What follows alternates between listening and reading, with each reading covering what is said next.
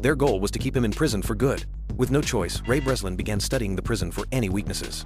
He found that the small black room was hotter than a sauna. In the heat, he noticed the steel floor plates were fastened with nails that would swell and loosen under high temperatures. When Ray Brereslin was released, a plan was already forming.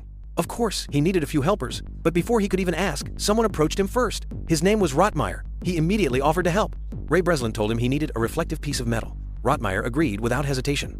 To get it, Rottmeyer deliberately provoked the prison chief and broke rules on purpose. As punishment, the guards poured water down his throat. Rottmeyer pretended to pass out.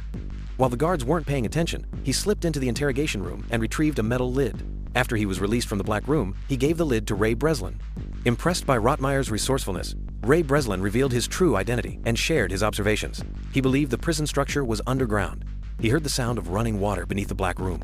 Ray Brereslin suspected there was a pipeline and possibly an escape route. Next, they had to return to the small black room. Rottmeyer provoked the prison boss, while Ray Brereslin held a piece of bread. The boss brought reinforcements. Chaos broke out in the prison. As expected, the two were thrown into the black room. Once inside, Ray Brereslin used the lid to reflect light onto the steel nail. The heat caused the nail to swell and pop out. He placed the bread in his mouth.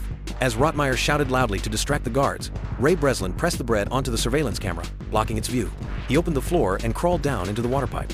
On the way, he accidentally broke a wire, causing the pipe to burst. When Ray Brereslin reached the end, he lifted the well cover only to realize it wasn't underground, but underwater. There was no land in sight.